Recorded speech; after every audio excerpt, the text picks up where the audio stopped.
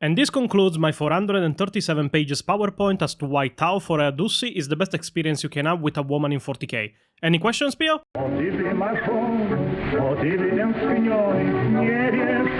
Great! Now we can move to my next PowerPoint, why Arlechinussi might be a funny and fulfilling experience. Guys, we are live. What do you mean live? These videos are pre-recorded. I edit them personally. You are also the writer. I am reading my lines as you asked me to. How dare you bring logic in the House of 40k lore, you heathen? Alright, since we will have to move on to more lore subjects then. Sorry Pio, can show you the next PowerPoint. Thank God. I would have tried to eat my own face halfway through. Now, the topic we will face today is pretty delicate, so I called appropriate authorities to supervise the video so that no chaos corruption can happen while the video goes on.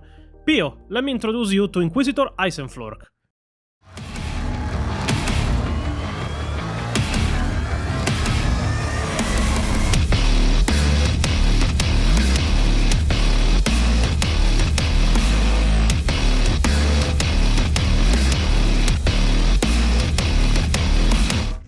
Why is he just standing there menacingly? Because he doesn't have a voice actor yet, but he's funny to look at.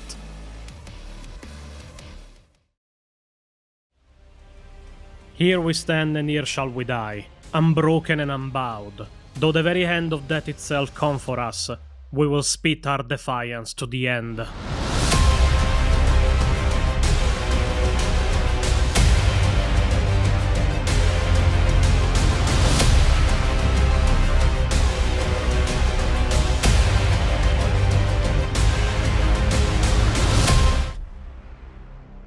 You know that people will ask for those PowerPoints in the comments, right? They are my treasure, I won't share them. So, what is the video of today about? Today we will talk about another very interesting event that took place in 40k, and we will even make some theories about the main enemy the Imperium faced during it. Let me guess, it is another event of which we know how much exactly? Almost fuck fuck all. all. I am noticing a trend for 40k lore being interesting the lesser we know. The events in question will feature an extremely powerful Psyker, so I will say it is needed that we introduce the power levels of Psykers in 40k before we explain the events that took place and the aftermath of those events. You must know that not all Psykers by classification are created equal, but in fact all Psykers, Imperial or not Imperial, all have a specific classification, or in this case a level of psychic power that they can wield and manifest.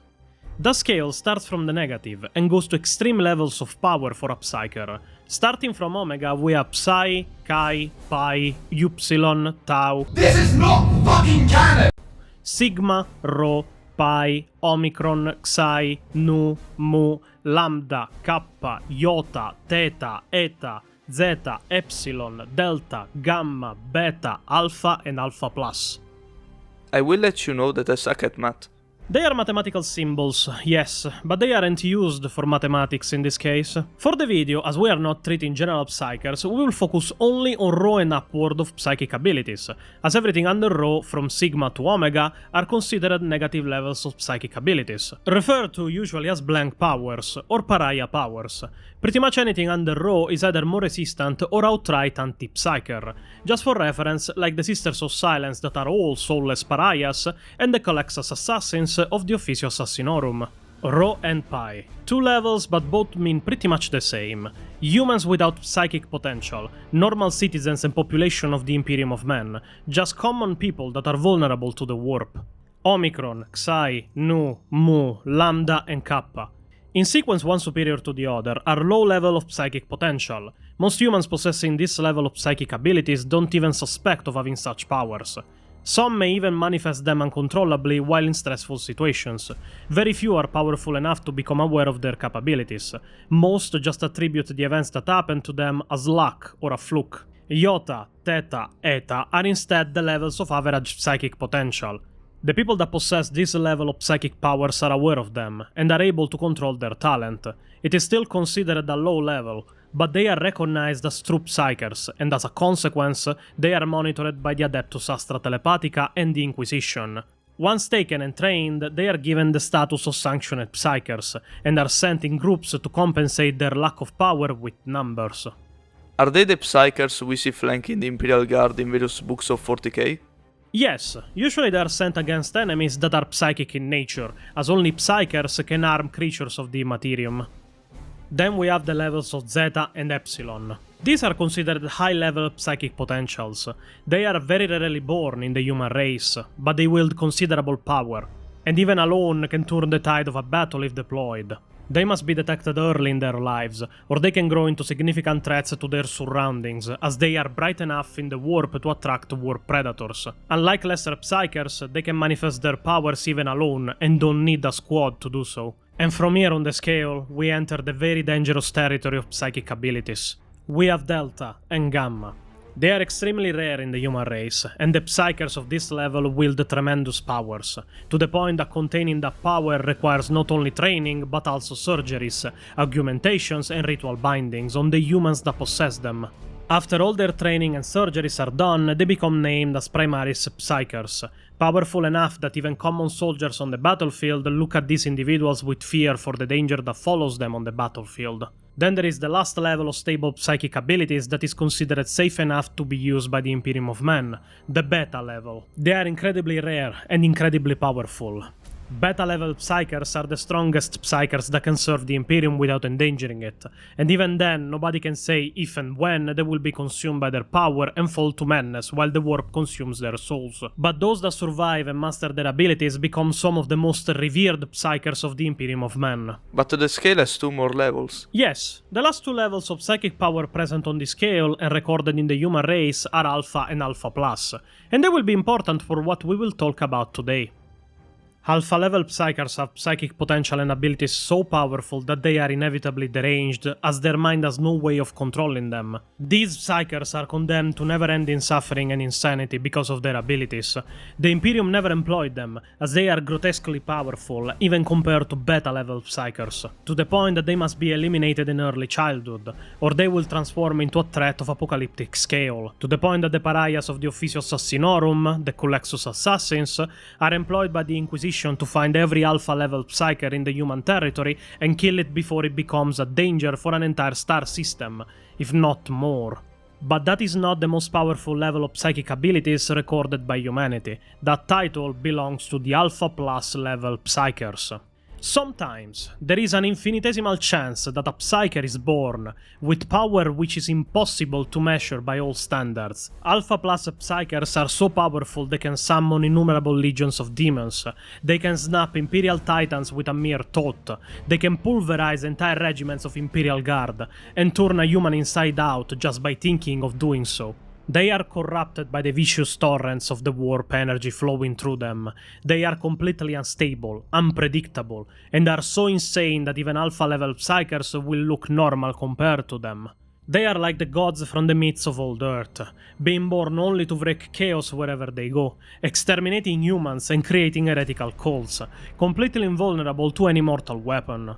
Only one stable Alpha Plus Psyker was ever recorded in Imperial history, the God Emperor of mankind. And Magnus the Red. You really had to ruin my epic explanation just to point that out? If I can say so myself, I did nothing wrong. Let it be known from this day forward that Pio did everything wrong. But also, I know one thing even Alpha Plus level Psykers can do. And what would that be? Getting the female Space Marine supporters to shut up. What?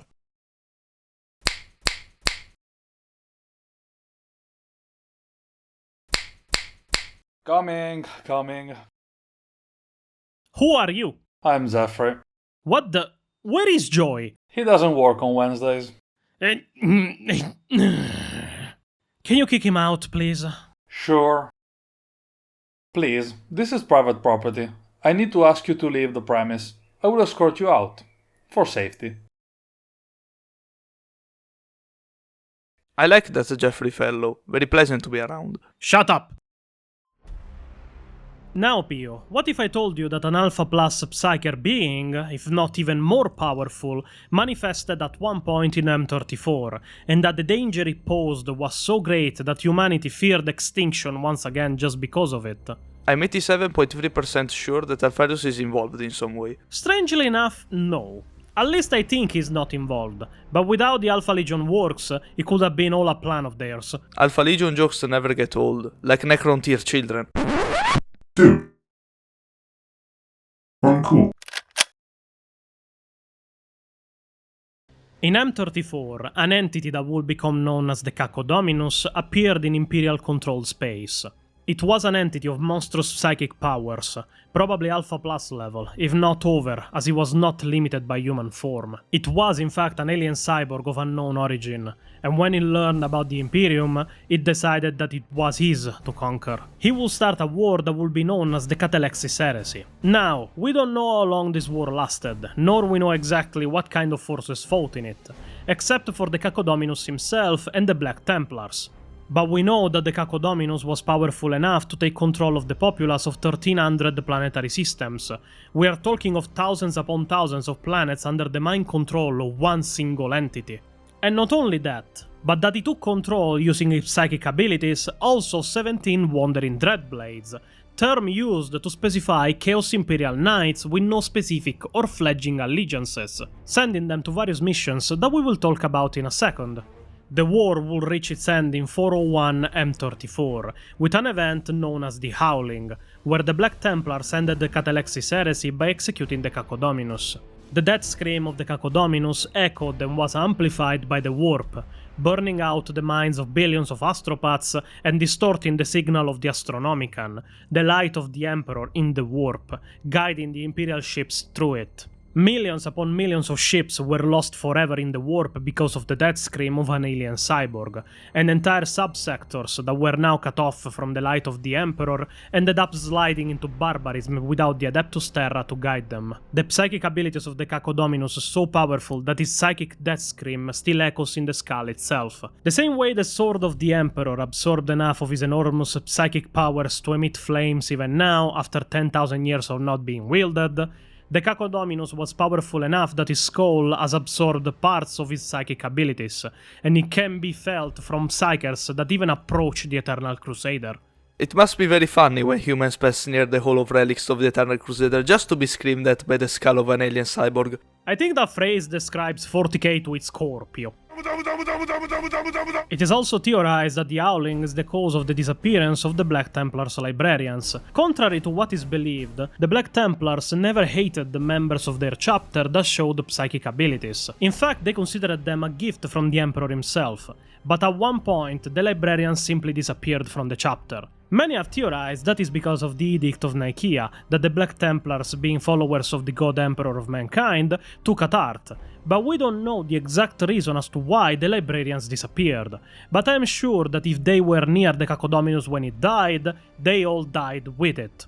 It is uncertain how or when the Black Templars ceased to fill librarians, for with their disappearance, much of the chapter's history was also lost. Others whisper that the Black Templars' gene seed has somehow deteriorated, or that their librarians were slain during a great war in the chapter's history.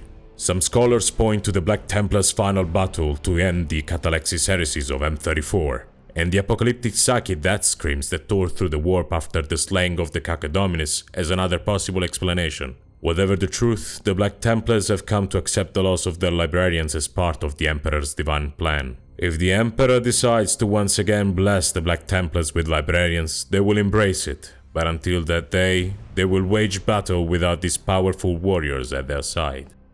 And now, Pio, like it has become tradition, time to theorize what really was happening during the Catelexis Heresy. Brother, we need to find you a girlfriend. You theorize even too much about 40k lore. No woman survives my 7 hours introductory PowerPoint to 40k. Trust me, I tried. 9 times. So, my theory is this. We have specified more than once that the Cacodominus was not simply an alien, but he was in fact an alien cyborg. Now, some people might stop there with the explanation, but hear me out. What if the part in control of the entire being wasn't the alien part, but in fact the cybernetical parts? You see, in the 8th edition Chaos Knights Codex, we find a chapter dedicated to something called Psychic Reign, where we read about what happened during the War of the Catelexis Heresy, where the Cacodominus managed to control and secure the services of 17 Wandering Dreadblades. Point being that all of them didn't serve as soldiers or bodyguards, but in fact the Cacodominus sent them all on different missions. One was sent to find a sunless planet on which, and I quote, an ancient technological marvel is buried. Now, this might not seem much to somebody not well versed in the lore of 40k, especially if pre-Imperium. But for those that know, this is a full-blown connection to the Human Federation Cybernetic Revolt. The Cybernetic Revolt is the war that brought humanity on its knees during the Dark Age of Technology, when the machines turned on their masters, when the Men of Iron, the cybernetic constructs of humanity, turned on humanity itself. And one of the technologies the Men of Iron used against humans in the war was a machine that could in fact extinguish suns. What if the technological marvel buried on a sunless planet is nothing else but one of the weapons used by the Men of Iron during the Cybernetic Revolt to extinguish suns, to try and exterminate humanity? And how would the Cacodominus, an alien cyborg, know this? Simple. The organical part is not the part in control, it is merely an organic weapon, and the AI took control of an extremely powerful psychic being and implanted itself on his body, to use him to try and finish what the Men of Iron had started more than 10 millennia before.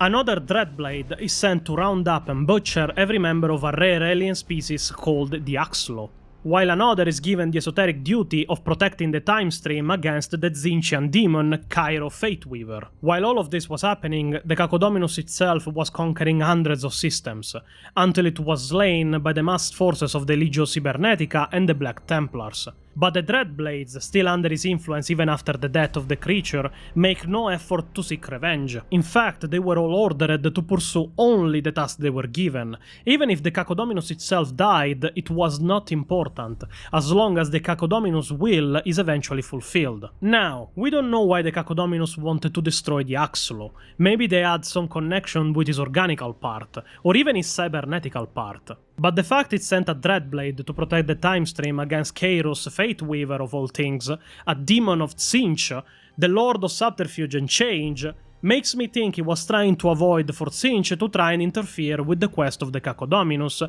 of dominating and then destroying humanity itself. But do we have other examples of something like this happening? Actually, yes, Pio. For example, we have UR-025, an ancient Man of Iron coming directly from the Dark Age of Technology. He sees himself as superior to humans in general, even if he is not outright hostile against them, but he used subterfuge and infiltration to infiltrate a Blackstone fortress, by posing as one of the Mechanicus Legio Cybernetica war machines, all to find the Blackstone fortress forbidden technology and the constructs that inhabit it. Or we have a more blatant example in the book Dark Adeptus, part of the Grey Knight's Omnibus by Ben Counter, where humanity discovers a Dark Age of Technology lost Titan, called the Castigator class Titan, that called itself the original Titan design. It was AI commanded, and it was also Chaos corrupted. He was lost on the world of Cheronia during the Dark Age of Technology, and remained lost even when the planet was pulled into the warp, where he made a pact with the Black Legion and allowed a demon to possess it so it could be empowered by the warp. And when he was rediscovered by the Imperium, a war started between the Chaos Castigator class Titan and the Imperial forces that ended in the destruction of the Castigator and the destruction of the STC that contained the blueprints for it. Where are you trying to go with this? We know Men of Iron still exist in the Imperium, like the Exindio battle automatas of the Iron Wing detachment of the Dark Angels. We also know neutral AIs hiding in plain sight, like the ones present in the Arch Mechanicus that many Magos suspect is sentient, but have no way of communicate with. It is also known that the technological potential of the AIs during the Dark Age of Technology is pretty much limitless, to the point that an AI-controlled scout ship of the Dark Age of Technology came in contact with the Imperium at some point. The name of this ship was the Spirit of Eternity, and its weapons and AI were so powerful that they bested an entire Mechanicus fleet in mere minutes when it tried to flee from the humans it now hated. It is also theorized that the technology of the Spirit of Eternity was so advanced that the ship could use the warp to travel through time precisely, even if it was never confirmed. It is fair to assume other Men of Iron still exist, hidden around in the galaxy, or even outside of it, and seeing the common objective of the Cacodominus and the Men of Iron, of either controlling or wiping out humanity, it can be assumed that the Cacodominus was a rogue AI of the Dark Age of Technology, that implanted itself onto an Alpha Plus level Psyker alien that could even originate from outside the Milky Way galaxy, just to come back and try to finish the job the Men of Iron had started during the Cybernetic Revolt. It can even be assumed that the AI was corrupted by Chaos, seeing the Castigator Titan, but the only Chaos god that favors Psykers is Tzeentch, and one of the Dreadblades was tasked with protecting the time stream from the most powerful demon prince of the Lord of Change. So it is unlikely that the Cacodominus was corrupted by Tzeentch, but seeing as Tzeentch is the Lord of Change and Subterfuge, it could also be true that he was corrupted by Tzeentch. So yeah, that was the story of how a single alien cyborg, Alpha Plus level Psyker, put the Imperium on his knees when he was alive, and even more when he died. For the entire explanation and the power levels of Psykers, all that I could think about was this. アルファベタガンマデルタイプシロンゼタイタシタヨタカパラムダミュニュクサヨミクロンパイロシグマタウウプシロンハイカイプサイオメガ I hate working here, fucking weebs. Alpha, Beta, Gamma, Delta. Shut up!